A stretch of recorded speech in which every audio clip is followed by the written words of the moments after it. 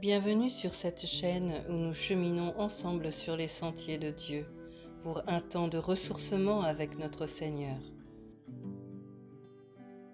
Après une courte prière, installée au calme, laissez-vous guider par l'écoute de la lecture du jour, puis par un partage méditatif qui vous rapprochera toujours plus de notre Seigneur. Vous êtes maintenant installé confortablement au calme, une bougie allumée. Tournons-nous ensemble vers le Seigneur.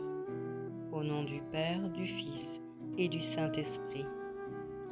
Père très aimant, je viens à toi pour te retrouver. Renouvelle, s'il te plaît, mes pensées par ta parole. Cher Saint-Esprit, instruis-moi, s'il te plaît, guide-moi aujourd'hui. Seigneur Jésus, accorde-moi de ressentir en ces temps de ressourcement ta présence, ta paix et ton réconfort. Au nom de Jésus. Amen.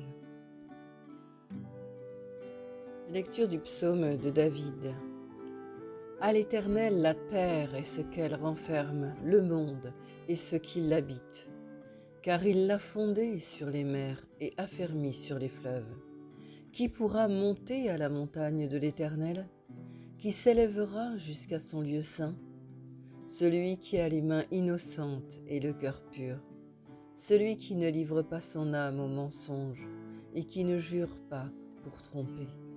Il obtiendra la bénédiction de l'Éternel, la miséricorde du Dieu de son salut. Voilà le partage de la génération qui l'invoque, de ceux qui cherchent ta face, de Jacob. Portes, élevez vos linteaux, élevez-vous, portes éternelles, que le roi de gloire fasse son entrée. Qui est ce roi de gloire? L'Éternel, fort et puissant, l'Éternel puissant dans les combats. Portes, élevez vos linteaux, élevez-les, portes éternelles, que le roi de gloire fasse son entrée. Qui est donc ce roi de gloire? L'Éternel des armées, voilà le roi de gloire.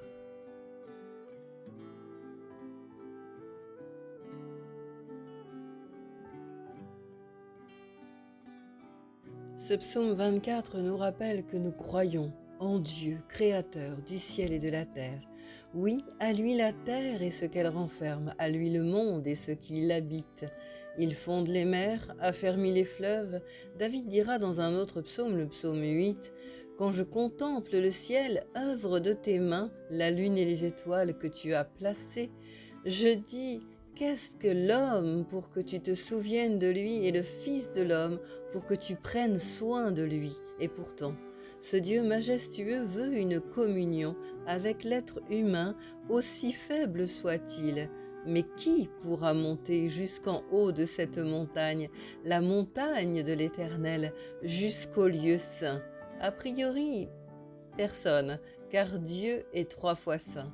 Pourtant, Moïse veut voir la gloire de Dieu et Dieu lui permet, à une condition qui nous est expliquée dans Exode 33. Moïse dira « Fais-moi voir ta gloire, Seigneur ».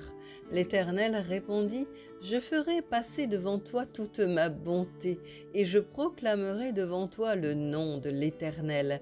Je fais grâce à qui je veux faire grâce, j'ai compassion de qui je veux avoir compassion. » Il ajouta « Tu ne pourras voir mon visage, car l'homme ne peut me voir et vivre. » L'Éternel a dit « Voici un endroit près de toi, tu te tiendras sur le rocher, et quand ma gloire passera, je te mettrai dans un creux du rocher, et je te couvrirai de ma main jusqu'à ce que je sois passé. » Dieu protège l'homme qui ne pourrait supporter sa gloire, mais lui propose le creux d'un rocher pour lui accorder toutes ses grâces et toutes ses bontés. Ce rocher, c'est le Christ, médiateur entre le ciel et la terre, entre son Père qui se languit de sa création et les hommes. Le psaume 24 nous invite à avoir une attitude pieuse. Celui qui a les mains innocentes et le cœur pur, celui qui ne livre pas son âme au mensonge et qui ne jure pas pour tromper, lui obtiendra la bénédiction de l'Éternel. et aussi la miséricorde du Dieu de son salut. Oui, c'est vrai, nous avons notre part à faire, un effort de sainteté, une démarche honnête vers ce Dieu majestueux qui nous aime. Pourtant, Romains nous rappelle que tout être humain est pécheur, et celui qui se dit sans péché est menteur et se trouvera privé de la présence de Dieu. Alors toute créature de bonne volonté qui veut obtenir la bénédiction de Dieu doit ouvrir son cœur à la miséricorde de Dieu, le Dieu de son salut. Car sans la miséricorde de Dieu, nul ne verra le salut, nul ne verra Dieu. Alors, porte de mon cœur, ouvrez vos linteaux, au-delà des battants. Toi aussi, ouvre ton cœur très grand, grand à l'amour que Dieu t'offre en Jésus-Christ, ton rocher. Alors, tu verras dans ta vie, dans ton quotidien, Dieu intervenir haut en couleur, car il est ce Dieu redoutable, fort et puissant. Oui, l'Éternel est puissant dans tes combats.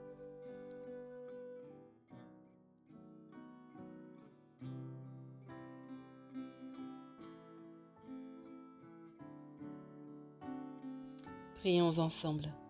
Au nom du Père, du Fils et du Saint-Esprit. Père, je reconnais que tu es Dieu, créateur du ciel et de la terre, que tu m'as offert ton Fils unique en rémission de mes péchés, lui médiateur entre toi et moi. Je t'ouvre mon cœur, Seigneur, j'ouvre grande mes vannes, ma confiance en toi. Père, prends pitié de moi, étends mes limites pour que je te voie dans ma vie fort, redoutable et puissant dans les combats de ma vie. Au nom de Jésus. Amen.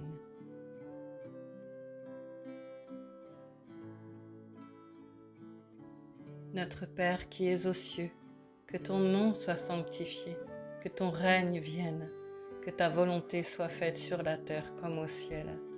Donne-nous aujourd'hui notre pain de ce jour. Pardonne-nous nos offenses, comme nous pardonnons aussi à ceux qui nous ont offensés. Ne nous laisse pas entrer en tentation, mais délivre-nous du mal, car c'est à toi qu'appartiennent le règne, la puissance et la gloire, pour les siècles des siècles. Amen.